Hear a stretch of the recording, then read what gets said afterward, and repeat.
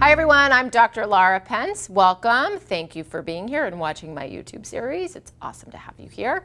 I'm going to dive right in today because we got a lot of stuff to cover. So we're in March. We're talking about how does the past impact me in the present. On Tuesday, I asked you to specifically take a look at your family credo, right? So what were the messages and what was sort of the principle growing up in your family system, and how is that currently impacting you in the present?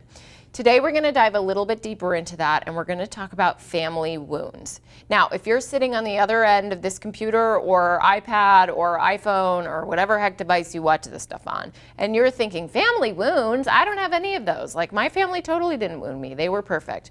Well, newsflash, all families wound, right? And actually, it's like really healthy, because if your parents or whomever raised you didn't wound you in some way, then you would never individuate. Like, you would never want to not live with them. You would never want to grow into your own individual and human being. You would basically stay attached and stay tethered to them for your entire life. So, newsflash. Every individual gets wounded by their family. Now, here's the thing, right? We can have small wounds, or we can have like massive, gaping, traumatic wounds. And that's on a spectrum. And that's really important to remember, because there might be some of you out there that really are having a difficult time with sort of this concept. And even as I say it to you, you're like, no, I promise you, really, like, my family was perfect. They didn't wound me. Well, they probably did, but it might be super, super, super small. And the wound actually may not be negatively impacting you, right? It could be positively impacting you, in the sense that maybe how you were wounded has actually made you grow into somebody that you're very proud of, versus grow into somebody who engages in destructive behaviors. That's when a wound can really sort of erode somebody's insides and impact them in the present in a more negative way, okay? So it's important to just kind of understand that again, all wounds lay on the spectrum, from like small little abrasions, ooh, I like that word, abrasion, to like larger gaping stab wounds. I know, I'm getting graphic.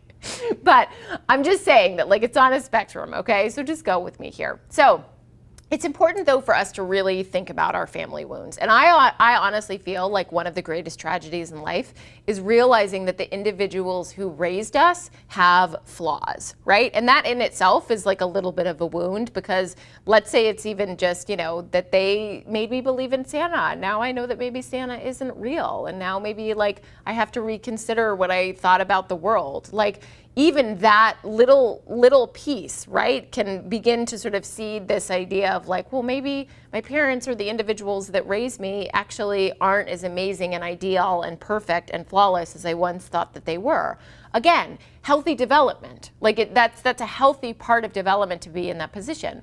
But the wounds that we receive when we are children and growing up are really important to know about and to think about, be curious about, have inquiry about when we are in the present, because they can show up, especially if they have not healed, right? Especially if some of these wounds, maybe on the more sort of gaping, more painful wound side, have not been addressed and paid attention to.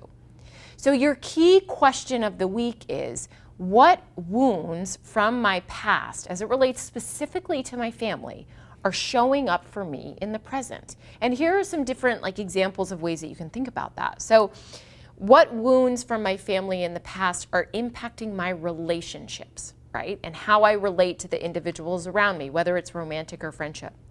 What wounds from my family in the past are impacting the way that I see myself? What wounds from the past as it relates to my family are impacting the way that I am putting myself out there into the world and engaging with the world? So these are just some questions that I want you to kind of percolate on, sit with, have inquiry around, because again, kind of diving into this idea of how was I wounded by my family and how is it showing up for me is really important for you to sort of then begin to take note and inventory of how your behaviors in the present might be tethered to the past, right? And some of you who are listening might really have a good understanding of this. You might know immediately, for example, that your father's alcoholism and his emotional neglect has absolutely impacted you in the present, because now you do not trust men and you have a difficult time emotionally relating to men, right? That's an example of how it's showing up for you in the present in a negative way. But also remember, what are some of the positive ways that we can think about the ways that the wounds are showing up, right? So a lot to think about here. I totally get that. I've probably thrown out like actually 3 months worth maybe of like content at you all at one time. But just some really important things to think about and kind of dive into, okay? So come back next week. Next week, we're gonna start talking about your inner child.